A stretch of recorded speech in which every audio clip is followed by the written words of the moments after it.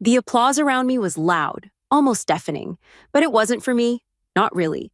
I stood in line on the stage, my black graduation gown draped perfectly, cap pinned in place, the gold tassel brushing against my cheek. The announcer called my name. Samantha Reed, Master's in Clinical Psychology. I walked forward, chin high, smile tight. Cameras flashed from the audience, but none of them belonged to my family. Their seats, 5 of them right in the middle row, sat empty. Before we begin, drop a comment and tell us where are you from and from which city you're watching our videos. And after watching the whole video, don't forget to tell us what would you do in this situation. Be honest. Tell me in the comments below. We read every comment. Let's begin. I'd known they wouldn't be here. They were probably clinking champagne glasses right now, celebrating my younger sister Danielle's bridal shower in my parents' backyard. Still, the sight of those vacant chairs burned into my chest like acid. I took my diploma holder from the dean, shook his hand, and forced myself to hold the smile until I stepped off the stage. My heels clicked sharply against the floor as I crossed to the side where graduates were gathering. I flipped open the holder, expecting to see the fancy paper with my degree. Instead, something slid out. An envelope, plain white, no return address. The paper looked expensive, heavier than normal. My name, Sam, was handwritten in a familiar, neat style. For a second, I thought maybe it was from one of my professors, but my fingers hesitated. The hum of the crowd seemed to fade away, replaced by the sharp, insistent buzz of my phone in my pocket. I pulled it out. 72 missed calls, all from Mom, Dad, and Danielle. The buzzing continued as I stood frozen, my thumb hovering over the envelope's flap. Something in my gut twisted. My breath came shallow. Sam? A voice pulled me back. It was Rebecca, my best friend from the program. What's wrong? You look like you've seen a ghost. I shoved the envelope back inside the diploma holder, my heart pounding. I don't know yet. My phone lit up again. Another incoming call. Dad? I declined it without thinking. Rebecca frowned. Why aren't you answering? Because whatever it is. I glanced at the crowd, the noise, the lights. It's going to ruin today, and I'm not giving them that. The words tasted bitter but felt right. I wasn't going to let them hijack this moment, not again. But the phone wouldn't stop. Over and over, the same names flashing across the screen like a warning. My skin prickled, my palms slick with sweat. I could feel the envelope pressing against my arm through the holder. By the time the ceremony ended and we walked outside into the bright afternoon sun, I'd made a decision. I was going to read it. I stepped away from the chattering graduates, away from the smiling professors and the long line of parents, taking photos. I slipped into the quiet corner of the building, the air cooler here, shadows cutting across the brick. I slid my finger under the envelope's flap and pulled out a single folded sheet of paper. 4 short lines written in that same neat handwriting. As I read them, my heart stopped. My knees nearly buckled, and for the first time all day, I understood why they were calling me 72 times. My hands were trembling so badly I almost dropped the paper. The handwriting was careful, steady, but the words, they hit like a fist to the gut. Samantha, what you don't know is about to change everything. Your grandmother's estate was never divided. You're the sole inheritor. Call my office immediately. Before they do, Monsieur Turner, attorney at law. I read it once, twice, 3 times. My pulse was thundering in my ears. I hadn't even known my grandmother had an estate left to divide. My parents had always said she'd passed away with nothing but debts. They'd laughed about it, even, like the woman who'd raised my father had been a burden instead of family. But this was real. The weight of the paper, the precision of the handwriting, the name at the bottom. I knew Michael Turner. He'd been my grandmother's lawyer for decades. And the phrase that stuck out like a neon sign, before they do. I didn't need anyone to explain who they were. My phone buzzed again in my hand, Mom this time. I stared at the screen, the little thumbnail picture of her in the garden, smiling like she hadn't iced me out of every major family moment for years. Rebecca stepped closer, her voice low. Sam, what's in it? I shook my head. I can't. My voice cracked. I cleared my throat. I think my family's been lying to me for years, and now they know I know. Her eyes widened. What do you mean? I broke off because the phone buzzed again. Dad this time, followed by Danielle, then Mom again, back to back to back. They weren't stopping. My hands went clammy. This wasn't just them trying to congratulate me late. This was fear, panic. I shoved the letter into my bag, grabbed Rebecca's arm, and started walking fast toward the parking lot. The June sun was hot on my face, but my blood felt cold. "They'll come here," I muttered. "If they think I'm with people, they'll try to corner me. I need to get out before they find me." Rebecca's heels clicked against the concrete as she hurried to keep up. "Sam, you're scaring me. What is going on?" I stopped by my car, gripping the handle but not unlocking it yet. I looked at her dead in the eye. "They've been keeping something from me for years, and whatever it is, it's worth enough to make them drop Danielle's party and call me 72 times in 3 hours." Rebecca's brows drew together. "So, what are you going to do?" My stomach churned. The smart move would be to call Michael Turner immediately. But a darker part of me, the part still raw from every insult, every time they skipped out on my milestones, wanted to make them wait, wanted to watch them squirm, just like I'd been made to. The thought both thrilled and scared me. I finally unlocked the car, sliding into the driver's seat. My phone lit up again, this time with a text from Mom. "Don't sign anything. Don't talk to anyone. We're coming to you. Now." I stared at the words, my breath shallow. They knew I had the letter. They knew I could blow open whatever they'd been hiding. Rebecca leaned against the passenger door, eyes searching my face. "Sam, you can't face them alone if they're in this kind of frenzy." I looked out across the parking lot, half expecting to see my dad's SUV tearing in already. "I'm not going home," I said firmly, "and if they think they can control me like before, they're about to find out how wrong they are." Because for the first time in my life, I had leverage, and I was going to use it. I didn't even make it out of the campus parking lot before I saw them. A familiar black SUV came around the corner too fast, tires squealing slightly as it swung into the lane ahead of me. My stomach sank. Dad was driving, Mom in the passenger seat, Danielle in the back, all three of them craning their necks to look for me. "Damn it," I muttered, ducking slightly in my seat. I turned the key, engine roaring to life, and tried to reverse out of my space. But the SUV was already slowing down, blocking the aisle in a way that made it impossible for me to get around. Rebecca, who had just gotten into the passenger seat, glanced at me. "Sam, that's them, isn't it?"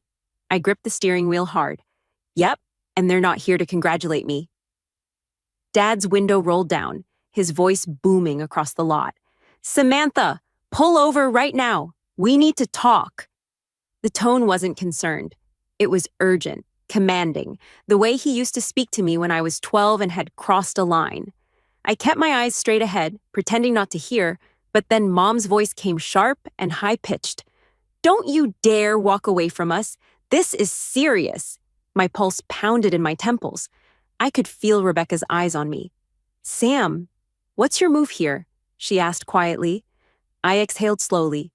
My move is not letting them corner me in the car like I'm some scared kid. I opened my door and stepped out. My heels hit the pavement hard. Every nerve in my body was buzzing as I walked toward their SUV. Dad killed the engine, climbed out, and stalked toward me. He didn't even say hello. "Where's the envelope?" Straight to it. No small talk. I tilted my head, forcing a small, cold smile. "Funny. I don't remember telling you there was an envelope." His jaw clenched. "Don't play games with me, Samantha. You have no idea what's at stake here." "Oh, I think I do," I said, my voice low but steady. "In fact, I think I might know more than you'd like me to." Danielle had gotten out too, her perfect white dress from the bridal shower wrinkling as she crossed her arms. "Sam, don't be dramatic. Just give it to Dad and let him handle it. You'll screw it up like you always do." That stung, but I didn't flinch. "You mean, like I screwed up by actually finishing my master's degree while the rest of you were busy making sure I was excluded from every family celebration?" Mom stepped forward then, her voice dropping into that fake sweet tone she used when she wanted me to fold. "Honey, this isn't about the past. This is complicated. It's about the family's future." I let the words hang for a moment before saying, "Whose future? Yours, Danielle's, or mine? The one Grandma apparently decided to leave everything to?" The flicker in her eyes told me I'd hit the nerve. Dad took another step forward, lowering his voice in a way that somehow made it more threatening. "You listen to me. That letter isn't a gift, it's a responsibility, and you don't have the experience to deal with it. If you hand it over now, we can make sure it's handled correctly. Rebecca stepped up beside me, folding her arms. Or, she could call the lawyer herself since it's addressed to her. Novel idea, huh? Danielle scoffed. Stay out of this. You're not family. I could feel the tension tightening around us like a noose. Cars were slowing down in the lane to watch, students pretending not to stare. And in that moment, I decided I wasn't going to cave. Not here, not ever again. You've ignored me, lied to me, humiliated me in front of people for years, I said, my voice firm. So if you think I'm going to hand over the first thing that might actually be mine, you've forgotten who you're talking to. Dad's nostrils flared. Mom's face went pale. Danielle's lips parted in shock. I stepped back toward my car, my heels clicking like punctuation. I'll be in touch, I said, and slammed my door shut. Rebecca's voice was low but tight with adrenaline. Sam? They're not going to let this go. I know, I said, pulling out of the space and steering past the SUV. And as I glanced in the mirror, I saw them standing there, 3 people who had never feared losing me before, suddenly realizing they might. Rebecca and I didn't say much as I drove out of the parking lot, but the silence wasn't comfortable. My grip on the steering wheel was tight, and every time I checked my rearview mirror, the same black SUV was there. They're following us, Rebecca said finally. I didn't even look over. I know? Sam, they're really following us.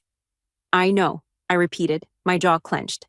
They think if they keep me in sight long enough, I'll get tired, pull over, and hand it over. Rebecca shifted in her seat, glancing behind us. They underestimate you. I gave a humorless laugh. They've been underestimating me my whole life. I turned down a side street, pretending to head toward the main road, but instead of taking the exit to the freeway, I cut sharply into a crowded grocery store parking lot and pulled up alongside a delivery van. I killed the engine, motioning for Rebecca to duck down in her seat. The SUV rolled past slowly, my dad craning his neck to look for us. They didn't see us. When they disappeared onto the main road, I exhaled. Okay, that buys us a few minutes. Rebecca sat up, brushing her hair back. Where now? Straight to Michael Turner's office, I said without hesitation, before they realize I'm not going home and try something else. But as I pulled back onto the road, my phone buzzed with a text from an unknown number. If you go to him, you'll regret it. D. Danielle. I handed the phone to Rebecca, so I wouldn't be tempted to respond. Read it. She did, her eyes narrowing. Wow, she's not even pretending to be subtle. She never had to be, I said. They've always assumed I'd just back down.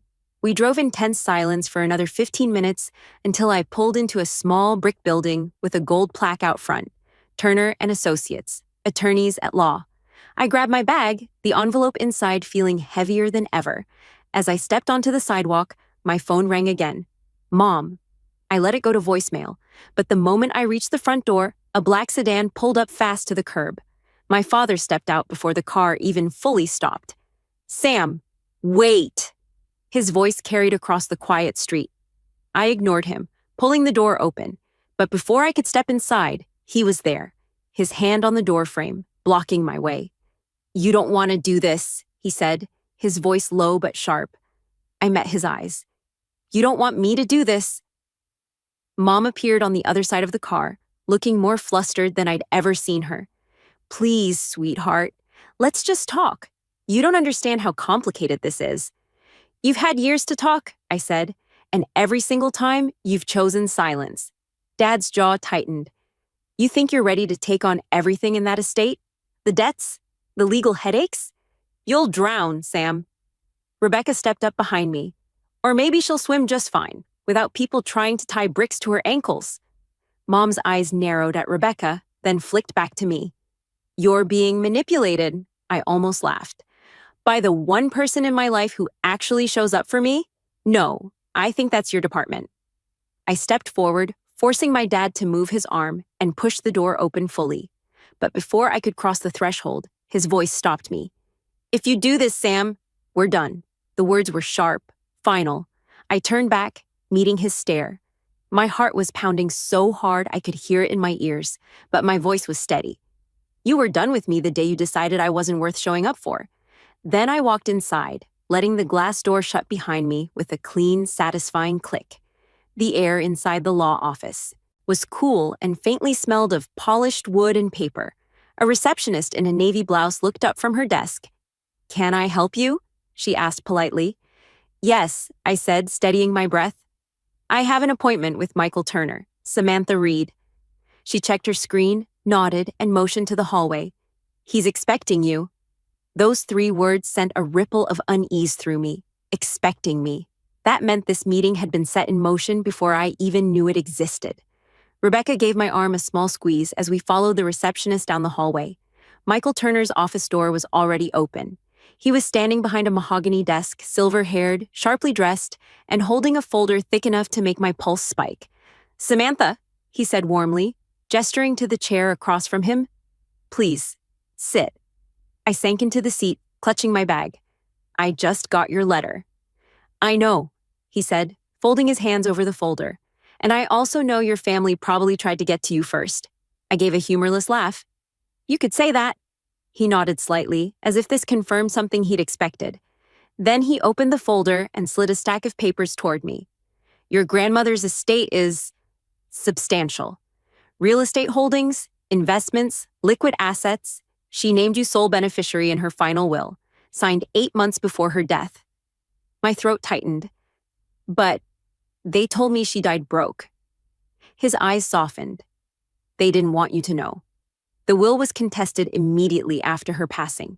Your father and his sister filed claims, but they were dismissed. However, because you were under the impression she had no estate, you never claimed the assets. The accounts have been sitting, waiting." I stared at the numbers on the page, more zeros than I'd ever seen attached to my name. "And there's one more thing," Michael continued. "Your grandmother wrote a letter to accompany the will. It's personal." He handed me a cream-colored envelope. My hands shook as I opened it and unfolded the page. "My dearest Sam, I know they've made you feel like the smallest voice in the room. I want you to know, you were always the one I trusted, the only one who didn't look at me for what I could give, but for who I was. This is yours, because I know you'll do good with it. Don't let them take it from you." I swallowed hard, my vision blurring for a moment. Rebecca leaned in. "Sam, this changes everything." I looked at Michael. "What happens now? You can claim the assets immediately. Or if you'd like, we can arrange a formal reading of the will with your family present." His lips twitched slightly. "That tends to make things very clear." I didn't even hesitate. "Set the meeting." 2 days later, we sat in the same office, but this time, Mom, Dad, and Danielle were across from me. The tension was so thick you could hear the faint hum of the air conditioner over our breathing. Michael read the will aloud, every word like a hammer to the lies they'd built. When he finished, the silence was deafening. Dad's face flushed an ugly red. This is ridiculous. She can't." "She can," Michael interrupted smoothly. "And she did. The court has already dismissed your prior claims." Mom's lips pressed so tight they turned white. Danielle's eyes darted between us, calculating, scrambling. I set my grandmother's letter on the desk between us, my voice calm but edged with steel. "You told me she had nothing. You watched me struggle through school while you kept this from me. And now, you want me to believe you care about my well-being?" Mom's voice cracked. "Sam, we were just trying to protect you." "No," I cut in sharply. "You were protecting yourselves." They had no reply to that. When the meeting ended, Michael slid the final paperwork to me. My signature was crisp and sure. It was done. As we stood, I met my father's eyes one last time. "You were right about one thing. This is the family's future. The difference is, I'm not giving it back." Rebecca and I walked out into the sunlight together. My phone buzzed, a text from an unknown number. "We need to talk. Please." I turned the screen off without replying. For the first time in years, the silence felt like mine.